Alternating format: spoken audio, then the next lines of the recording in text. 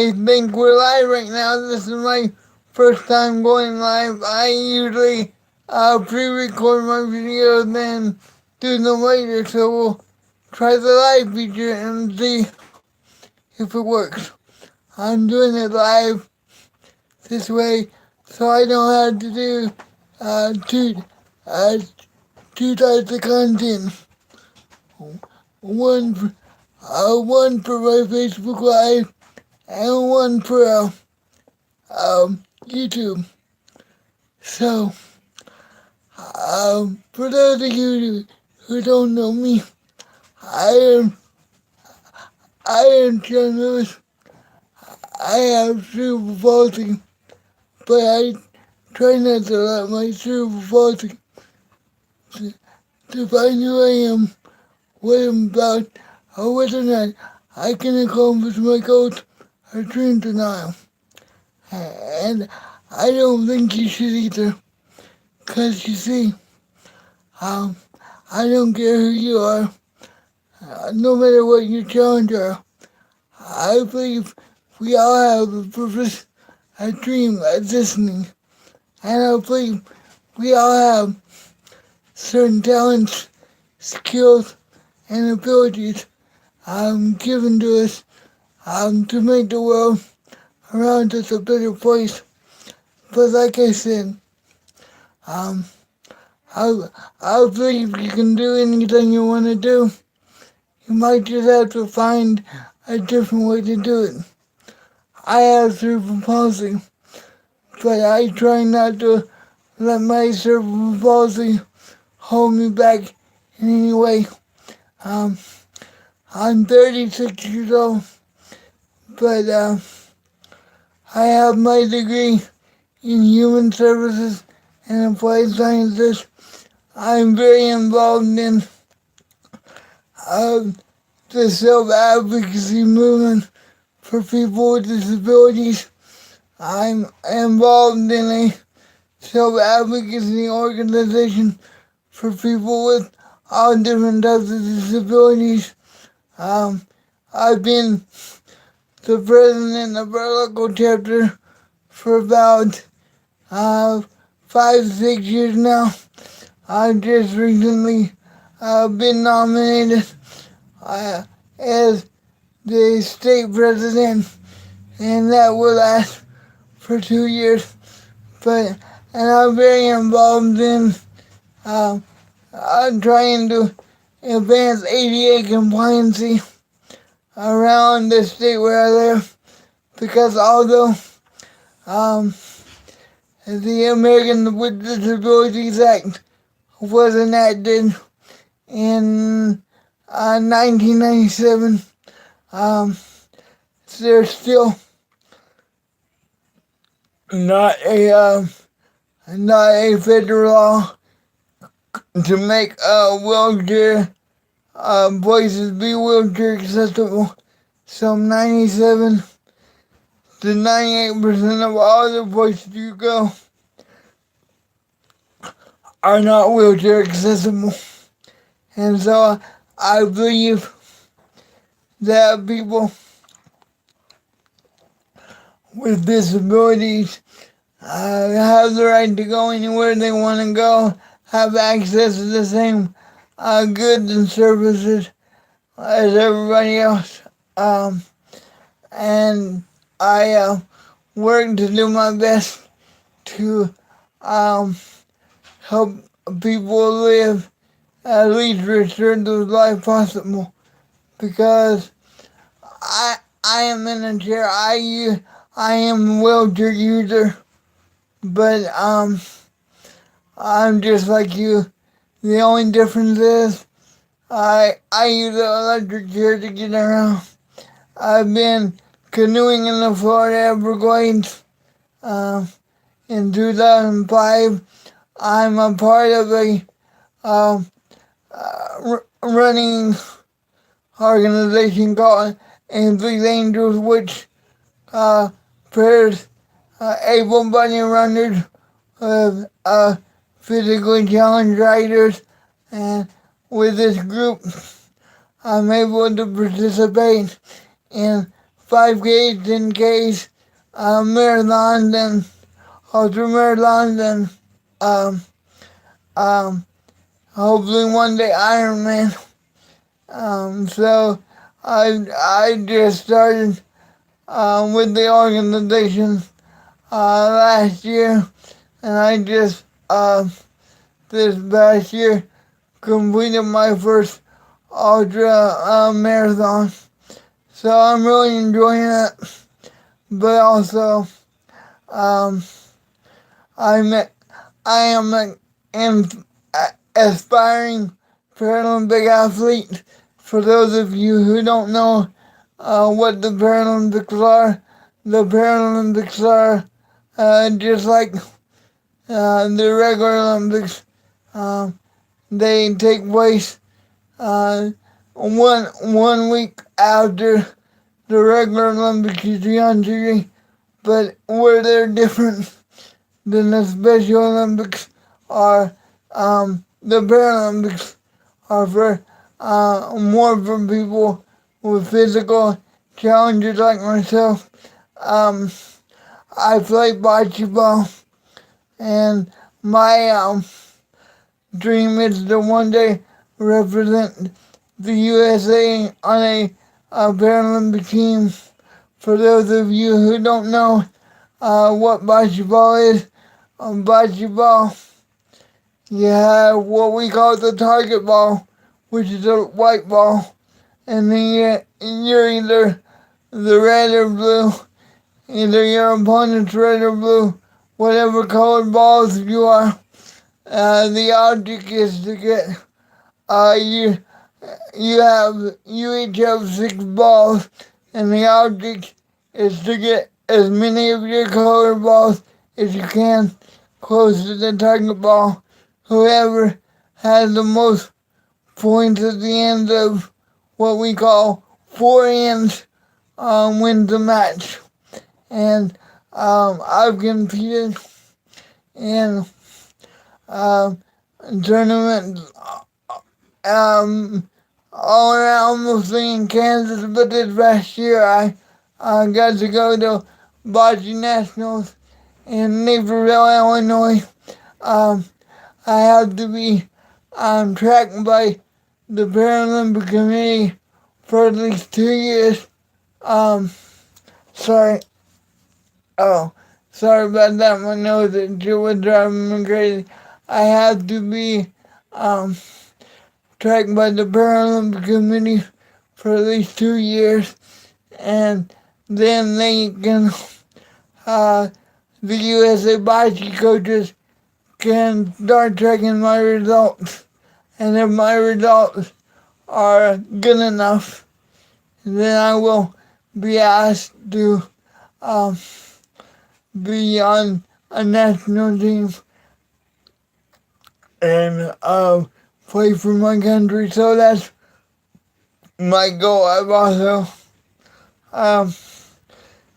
tried power soccer. I've tried Paralympic powerlifting, but it wasn't until about 2012 that I found out about the Paralympics.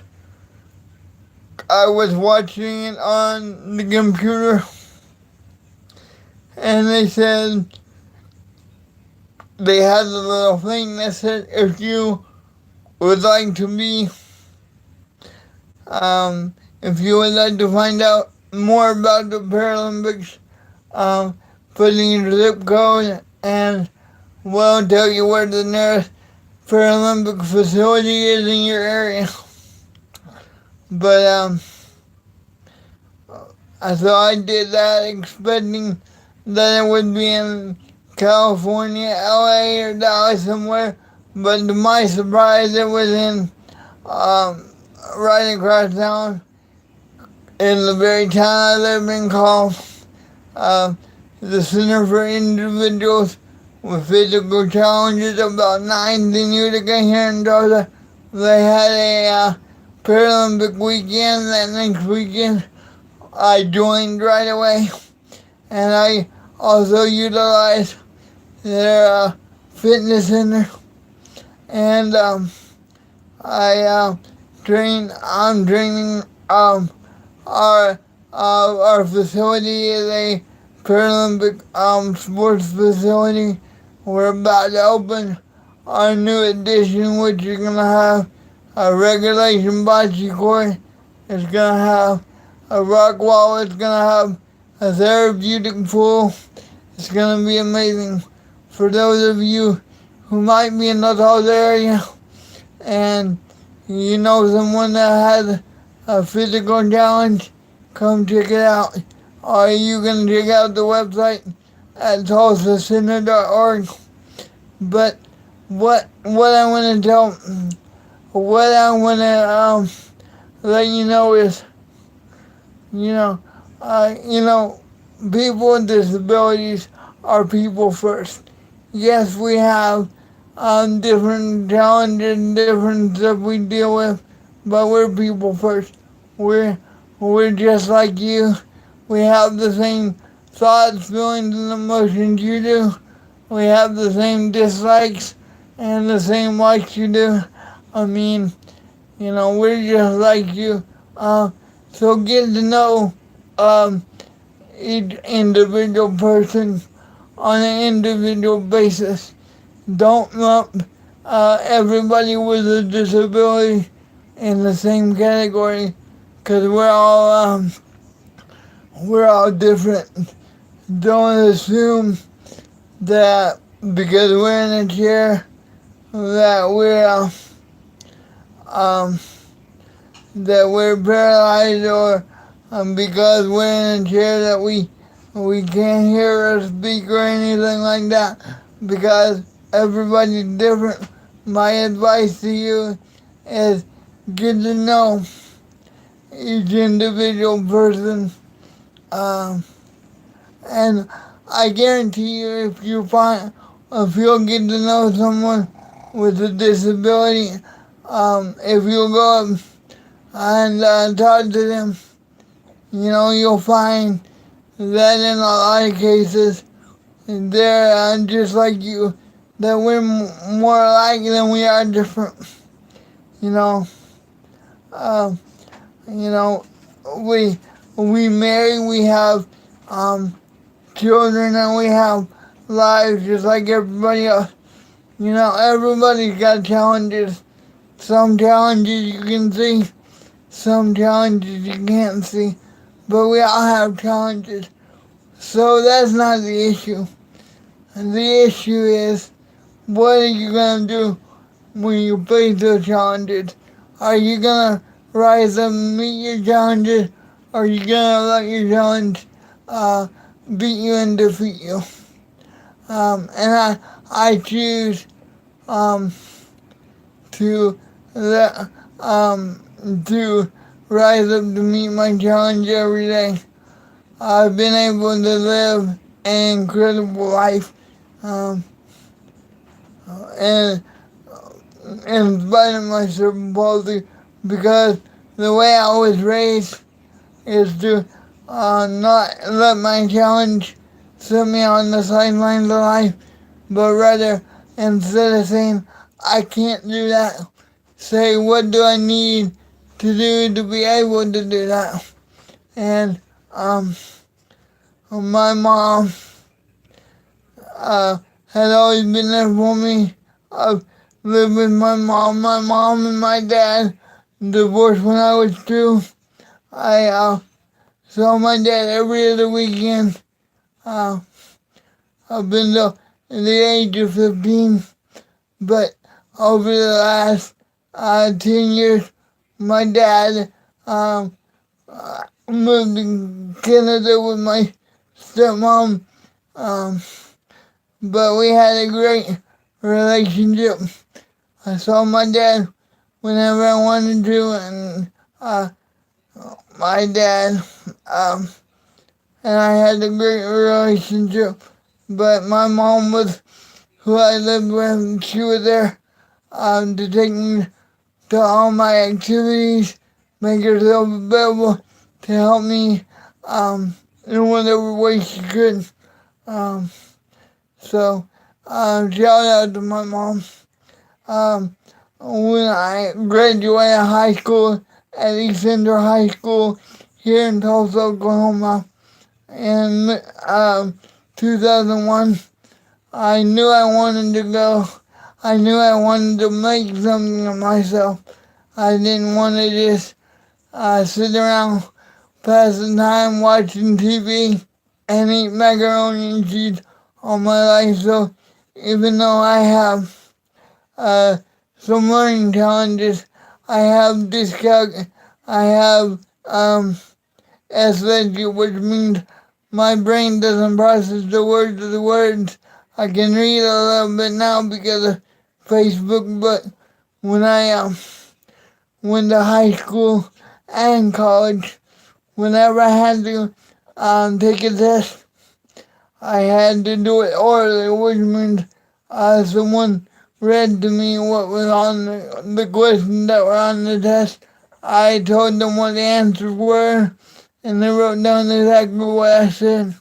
Um, but, in the same way with any kind of book reports, I had to memorize them from memory and do, do it that way.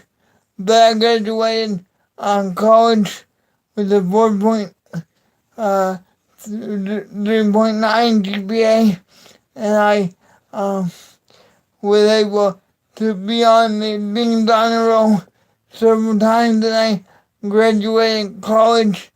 I graduated high school, with a 4.0. God bless me with incredible memory. But when I was 15 years old, I was sitting in my youth group at the time, 180. It's called 180 here at Church on the Move in Tulsa, Oklahoma. My youth pastor at the time, who was also a great mentor to me, his name is Blaine Bartell. He was preaching, and God said, "Get ready, you're gonna do that. You're gonna speak and encourage people and inspire people, and you're gonna help them live their best life possible." So, since that day, I went to I, um, I went to college, and I have started down that path.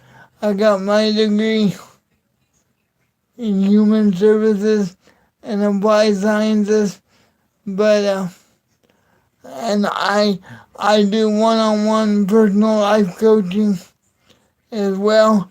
So if you'd like to schedule a one-on-one coaching with me, you can find me at Sean Lewis Motivational Speaker on Facebook.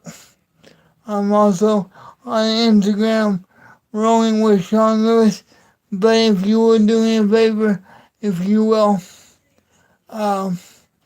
share this video and go ahead and write your comment where you're tuning in. That would be helpful to me. I hope you have a great 2019. But I want to talk to you also about visualizing what you want for your life, visualizing your dreams and goals, because your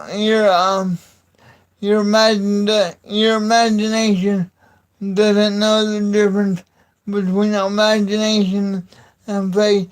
And if you see yourself doing whatever you want to do, if you imagine yourself doing whatever you want to do, and you see what it feels like, and you put yourself in that space, you will manifest whatever you think about, because, whether you know it or not, our words are like creative containers. Whether it be negative or positive, we have the power to manifest whatever we think about. The Bible says, as a man thinketh in his heart, so is he. And, it's a spiritual law. It'll work for non-Christians. Christians alike. If you would like to know more on this subject, you can check out Living a Dream School Life by Luke Barnett or The Secret. Are two good books. But you gotta write your write what you want down. The Bible says in Habakkuk 2 to write the vision pointing down on tablets so that you might run with it. So you have to see yourself achieving what you want and see yourself doing exactly what you want, having a conversation with the people you want, and it will manifest. Do this for 21 days and it will change your life. But I want to tell you something. No matter who you are, no matter what you think, you know, people will treat you based on whatever you project out in the world. If you, whatever you think about yourself, that's what you'll get back. So, if you don't like things that are happening in your life, you gotta change your habits. If you don't like your habits, you gotta change your thoughts. If you don't like your thoughts, you gotta change your words. If you don't like your words, change what you're watching and what you're listening to, because all that affects your inner life. We're supposed to live from the inside out, because whatever you believe about yourself, whether it's negative or positive, that will come to pass. And death and life is in the power of your tongue. That's what the Bible says. And originally I thought I was going to go into youth ministry, but then very quickly God told me He wanted me to take my message anywhere outside of the four walls of the church. So I speak at colleges, community organizations, businesses. I also do seminars. I do corporate events. I do keynote speeches. And so if you would like to message me, you can find me at Sean Lewis Motivational Speaker on Facebook, or my email is Sean, SEAN, Godsman, GODSMAN 26 at gmail.com. I will post my email in the comments, but I want to tell you something. You can do it, but you just gotta believe you can do it. We just gotta find a different way. When I went canoeing in the Fort Everglades, I was able to sit in a special chair that mounted to the bottom of the boat, and we were able to wrap ace bandages around my hands, and